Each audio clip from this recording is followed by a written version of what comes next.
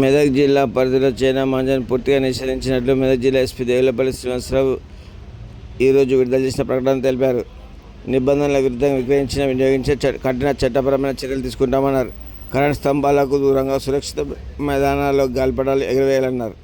మెదక్ జిల్లా పరిధిలో చైనా మాంజాను పూర్తిగా నిషేధించిన జిల్లా ఎస్పీ దేవులపల్లి శ్రీనివాసరావు మంగళవారం సాయంత్రం విడుదల చేసిన ప్రకటన తెలిపారు.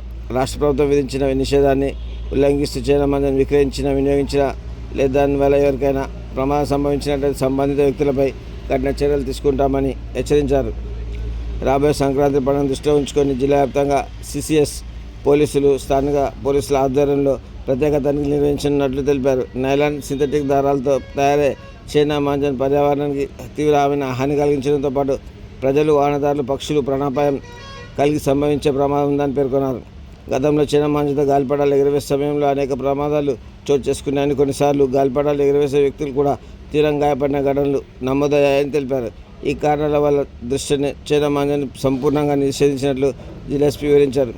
చైనా మాంజా విక్రయ వినియోగంపై పర్యావరణ పరిరక్షణ చట్టం 1986 ప్రకారం కేసులు నమోదు చేయనున్నట్లు తెలిపారు. జిల్లా పరిధిలో ఎక్కడ చైనా మాంజా విక్రయాలు జరగకుండా కఠిన చర్యలు తీసుకుంటామని స్పష్టం చేశారు. ప్రజలు చైనా మాంజాను ఉపయోగించకుండా, ఎవరికి హాని కలగకుండా సాధారణ దారాలతో గాలిపటాలు ఎగురవేయాలని జిల్లా ఎస్పీ సూచించారు.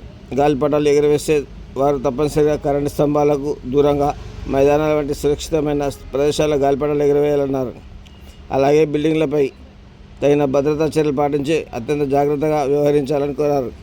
ఎవరైనా చైనా మాంజా విక్రయించిన లేదా వినియోగంపై గమనించినట్లయితే వెంటనే డయల్ 100కు సమాచారం ఇవ్వాలని జిల్లా ఎస్పీ ప్రజలను కోరారు.